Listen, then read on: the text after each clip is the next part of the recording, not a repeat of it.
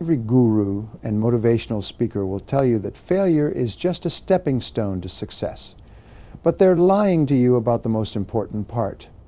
The majority of people who fail never recover, never learn the lesson, and never try again, not because they're weak, but because no one tells them the truth about what failure actually teaches you. Failure doesn't build character, it reveals character. It doesn't make you stronger, it shows you how strong you already were.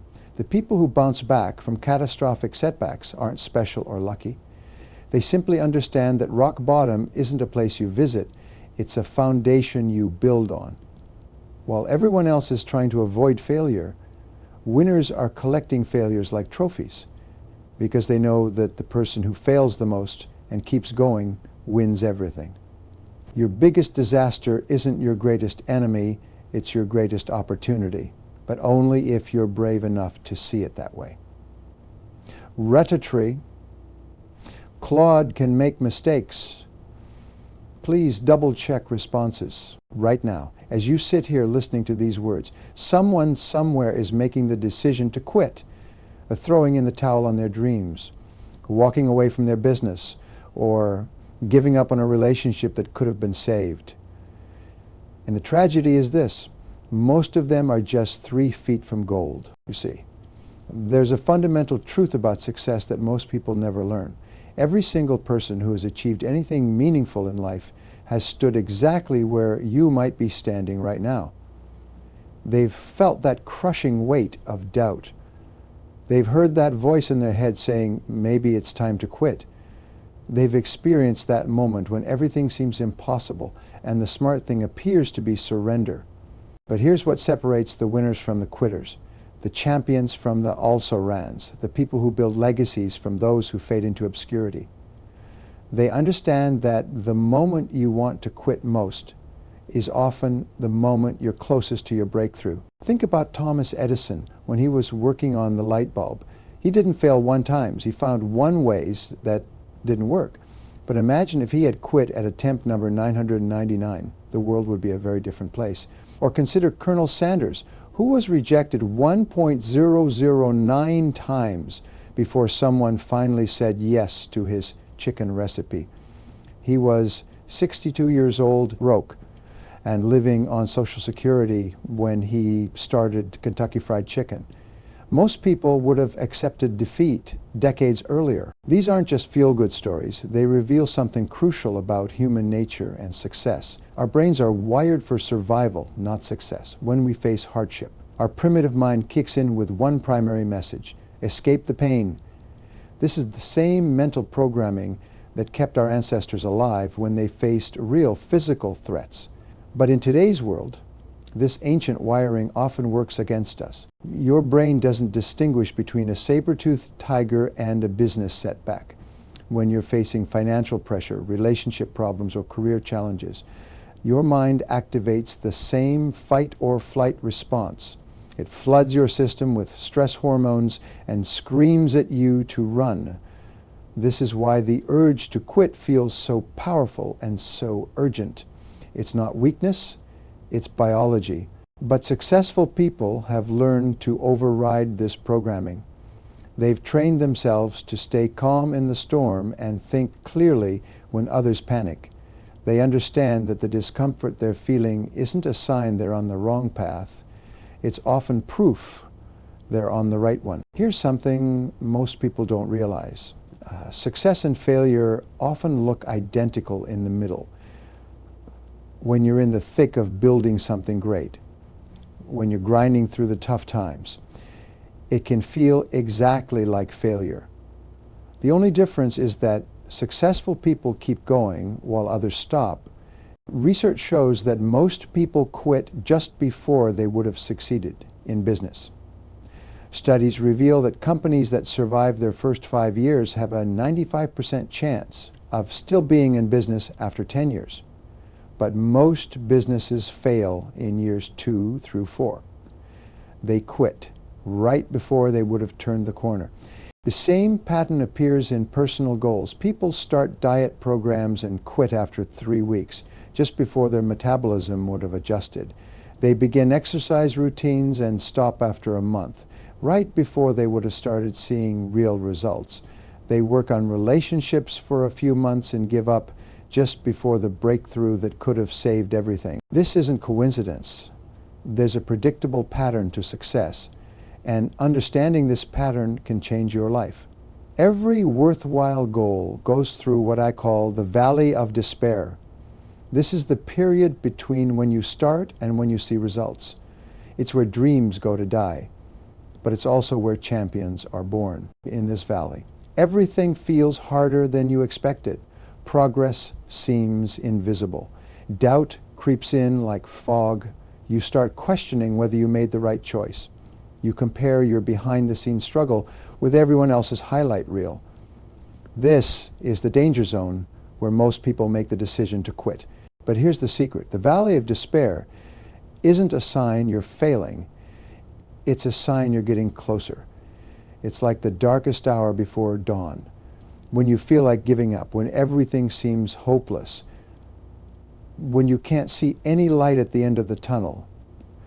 That's often when you're about to break through. The people who succeed aren't necessarily smarter or more talented than those who fail. They're not luckier or more connected. They simply refuse to quit when quitting feels like the only option. They've learned to dance with discomfort instead of running from it. Your current hardship isn't happening to you, it's happening for you. It's preparing you for the next level of your life. It's building muscles you didn't know you had. It's teaching you lessons you couldn't learn any other way. The pressure you're feeling isn't trying to break you. It's trying to make you into the person capable of handling the success that's coming. Every obstacle you face is actually a question. How badly do you want this? The people who quit are simply answering that question. They're saying their comfort is more important than their dreams. But you're different. You're still here, still listening, still fighting. That tells me something important about who you are. The moment you're in right now, no matter how difficult, is temporary. But the person you become by refusing to quit, that's permanent. That's the real prize. That's what makes all the struggle worthwhile. Now that you understand why your brain wants you to quit, let's talk about how to reprogram it for success. The difference between people who persist and people who give up isn't willpower, it's mindset. It's how they think about problems, setbacks, and challenges. Champions have trained themselves to see adversity differently. Where others see roadblocks, they see training equipment. Where others see failure, they see feedback. Where others see reasons to quit, they see reasons to get stronger. This isn't positive thinking, this is strategic thinking. Let me tell you about Maria, a small business owner I know who lost 80% of her customers during an economic downturn, while her competitors were closing their doors and blaming the economy. Maria asked herself a different question. Instead of, why is this happening to me? She asked, what can I learn from this? Instead of, how do I escape this pain? She asked, how do I use this pain to build something better? Instead of, how do I use this pain to build something better? That shift in questioning changed everything. She used the downturn to redesign her business model, learn new skills, and build stronger relationships with her remaining customers. When the economy recovered, she didn't just survive, she dominated. Her competitors who had quit were nowhere to be found, and she had the market to herself. This is the power of reframing. Your brain is constantly telling you stories about what's happening in your life. The story you choose to believe determines your actions, and your actions determine your results. Most people let their circumstances write their story. Successful people write their own story about their circumstances. Here's a mental model that will change how you handle tough times. Think of hardship as compound interest working in reverse. When you're going through difficult periods, you're not just surviving, you're accumulating interest on your future success. Every day you don't quit, every problem you solve, every small step you take forward is earning compound returns that will pay off later. Most people think linearly. They expect their progress to be steady and predictable. But success works exponentially. You put in effort for weeks, months, sometimes years, with little visible progress. Then suddenly, everything accelerates. The relationships you built start paying off, the skills you develop become valuable, the reputation you earned opens doors. This is why persistence isn't just about not quitting. It's about continuing to invest in yourself and your goals even when you can't see immediate returns. It's about making deposits in your success account when the balance looks low. Successful people also understand the power of controlling their internal conversation. They don't let their emotions make their decisions. They create rules for themselves that override their feelings in the moment. When things get tough, they don't ask, "How do I feel about this?" They ask, "What does my plan say to do?" This is crucial because your emotions during hardship are terrible decision makers. Fear makes you conservative when you should be bold. Doubt makes you question strategies that are working. Frustration makes you want immediate results when success requires patience. Your emotions are giving you information, but they shouldn't be running the show. The most successful people I know have learned to separate their feelings from their actions. They feel the fear but do it anyway. They experience the doubt but stick to their plan. They acknowledge the frustration but maintain their discipline. This emotional regulation is a skill you can develop, and it's one of the most valuable skills you'll ever have. Another key difference in how champions think is their relationship with time. Most people want results now. They measure their progress daily and get discouraged when they don't see immediate changes. But successful people think in decades, not days. They understand that meaningful achievement takes time, and they're willing to invest years to get results that will last a lifetime. This long-term perspective changes everything. When you know you're playing a long game, short-term setbacks become less important when you're building something that will matter in 10 years. Today's problems become just another day at the office. When you're focused on who you're becoming, what you're going through becomes just part of the process. The mental framework for persistence isn't complicated, but it is powerful. See challenges as training. Control your internal dialogue. Separate emotions from decisions. Think long-term. Trust the compound effect. These simple shifts in thinking will transform how you handle adversity and dramatically increase your chances of success. Your mind is your most powerful tool, but only if you learn to use it correctly. The same brain that wants to protect you from discomfort can be trained to help you push through it. The same thoughts that create doubt can be redirected to create determination. It all starts with understanding that you have a choice in how you think about what's happening to you. Having the right mindset is essential, but mindset without strategy is just wishful thinking. You need practical tools that work when the pressure is on, when emotions are high, and when quitting seems like the smartest option. These are the strategies that have helped millions of people turn their toughest moments into their greatest triumphs. The first strategy is what I call the 24-hour rule when you're facing a crisis. When everything seems hopeless, when you want to make a dramatic decision like quitting your job, ending a relationship, or shutting down your business. Wait 24 hours. Don't make permanent decisions based on temporary emotions. Sleep on it. Let your rational mind catch up with your emotional mind. This simple rule has saved more dreams than any motivational speech ever could. In that 24-hour window, call someone you trust. Review your long-term goals. Remember why you started. Look at your progress. Not just your problems, most importantly. Ask yourself, will I regret this decision in 5 years? If the answer is yes, don't make it. The second strategy is building your support network before you need it. Most people wait until they're drowning to look for a life preserver. Smart people build relationships during the good times so they have people to call during the bad times.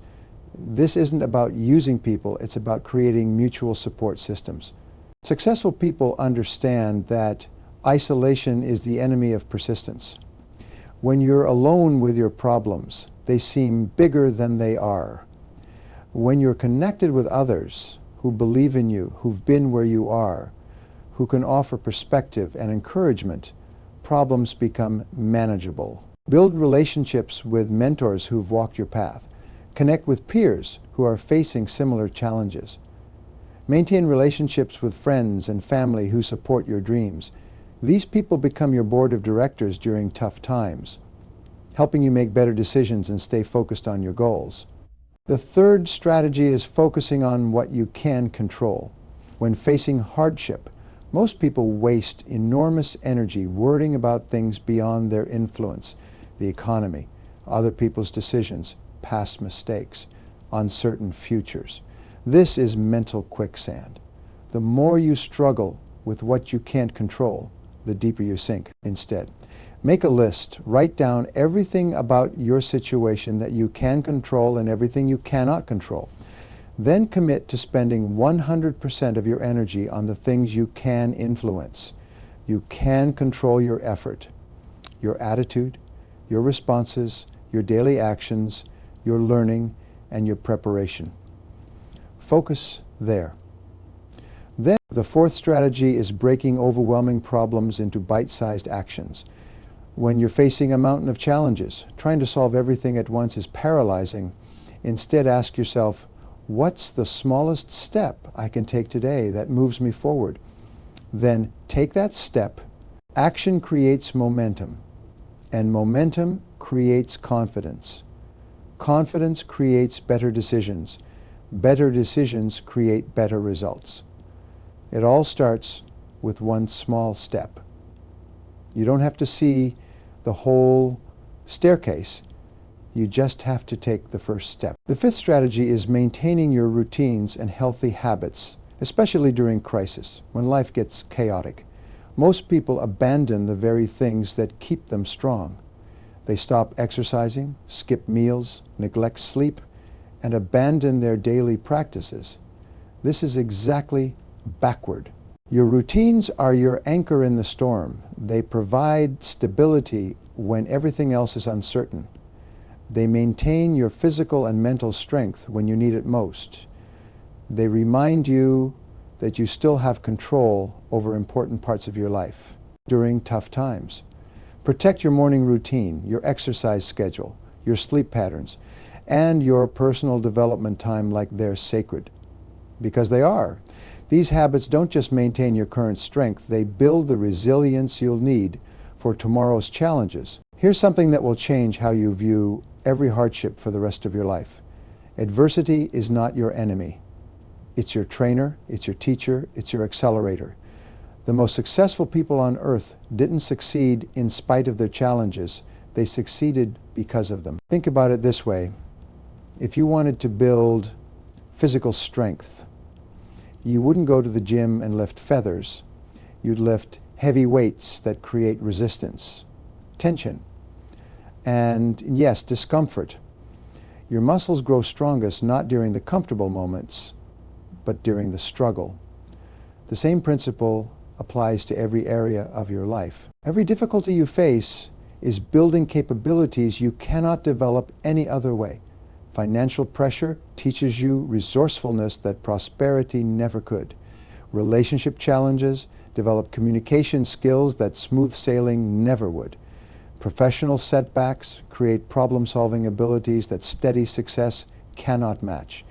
You are literally being forged into a stronger version of yourself.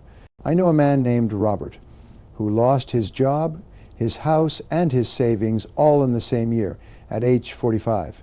He found himself starting over completely, but instead of seeing this as the end of his story, he treated it as the beginning of a new chapter. He used that year of hardship to learn skills he'd never had time for before: digital marketing, financial planning, and leadership development. When opportunities started coming back, he wasn't the same person who had lost everything. He was stronger, smarter, and more capable. Within 3 years, he had built a business more successful than anything he'd achieved in his previous career. The setback that seemed like a disaster became the setup for his greatest success. And so that is this is what hardship does when you approach it correctly. It strips away everything that isn't essential and forces you to focus on what matters most. It burns away your limiting beliefs and reveals capabilities you didn't know you had. It connects you with other people who've been through similar struggles, creating relationships based on mutual respect and shared experience. Adversity also gives you something that success alone never can: credibility. When you've been through the fire and come out stronger, people listen to you differently. They trust your advice because they know it's tested, not theoretical. Your words carry weight because they're backed by experience, not just education.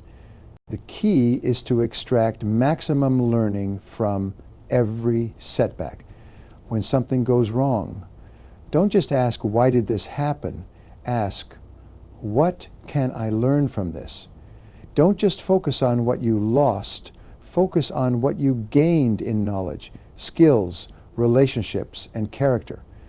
Keep a learning journal during difficult times. Write down the lessons you're discovering, the skills you're developing, and the insights you're gaining. This practice transforms you from a victim of circumstances into a student of life. It helps you see patterns, recognize progress, and maintain perspective when things get tough. Most importantly, understand that your current struggles are preparing you for your next level of success.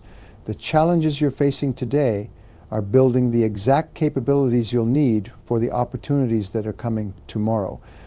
You're not being punished. You're being prepared. The universe doesn't give you problems you can't handle. It gives you problems that will grow you into the person capable of handling bigger opportunities. Your current capacity for success is being expanded through your current challenges. Trust the process. Even when you can't see the purpose, now you'll look back at this difficult time and realize it wasn't the worst thing that happened to you. It was one of the best things, because it created the person you needed to become to live the life you wanted to live. There's a moment in every comeback story that changes everything. It's not when the person first faces adversity. That's just the beginning.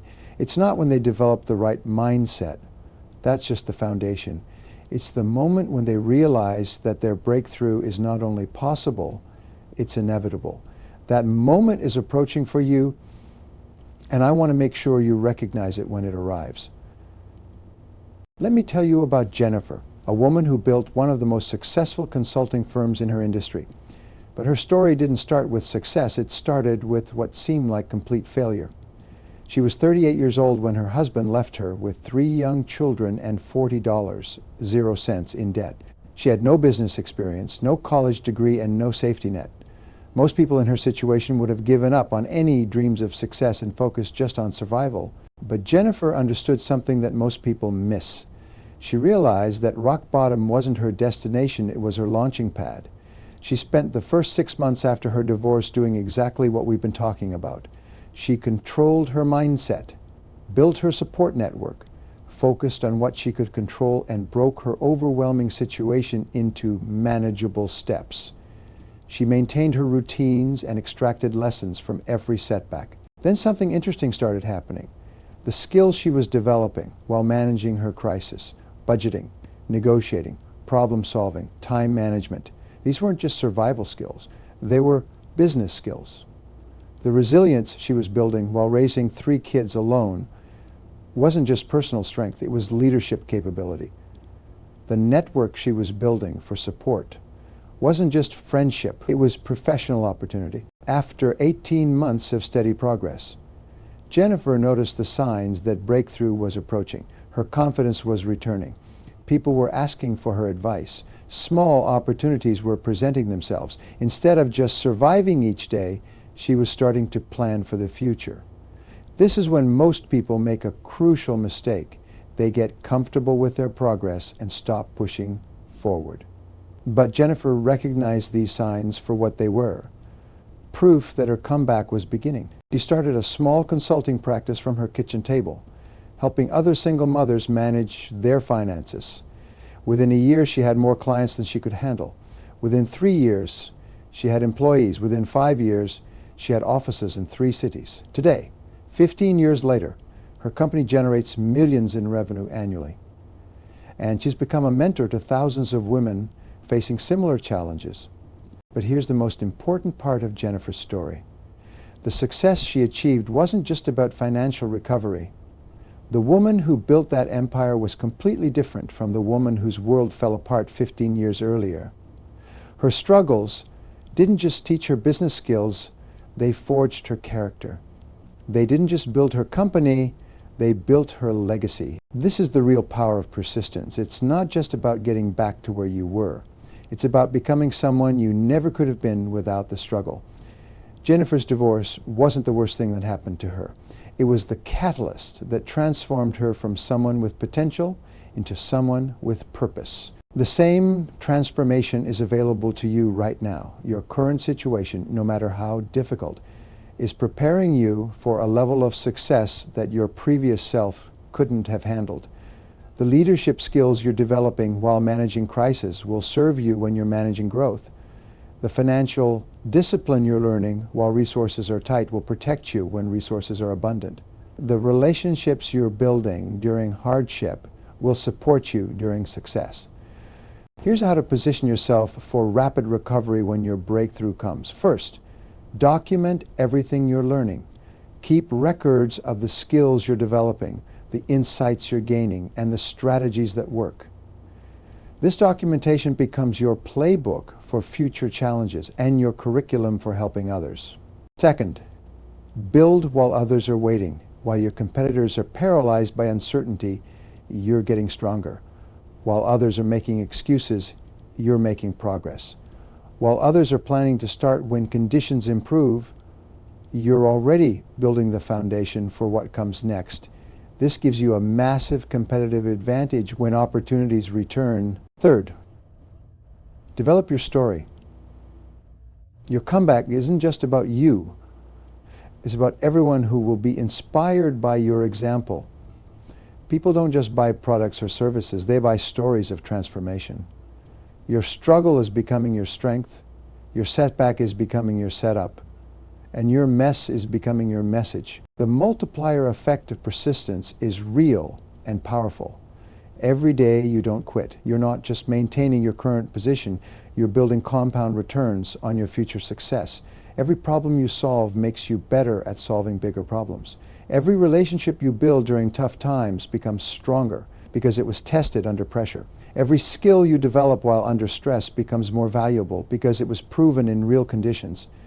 This is why people who overcome significant adversity often achieve extraordinary success.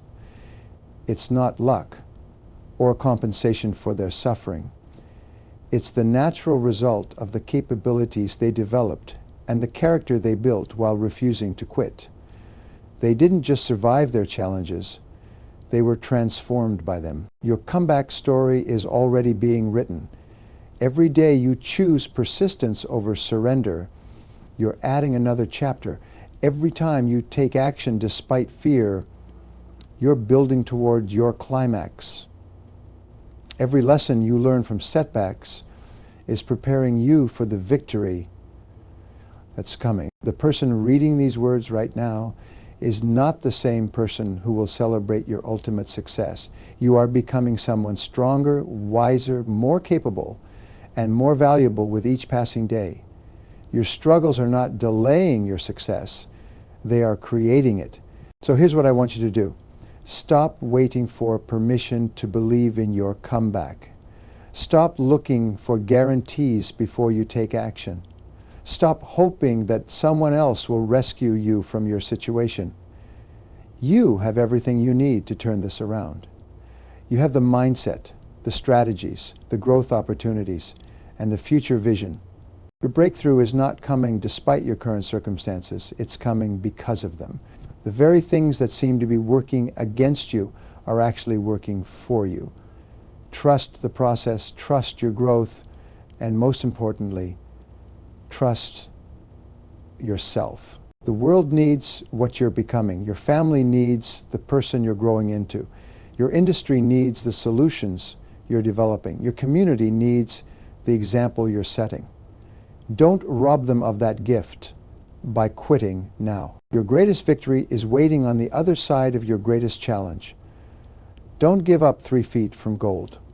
Your time is coming. Your moment is approaching. And your comeback story is going to inspire generations. Keep going. Keep growing. Keep believing. Your persistence will pay off. And when it does, you'll understand why it all had to happen exactly as it did.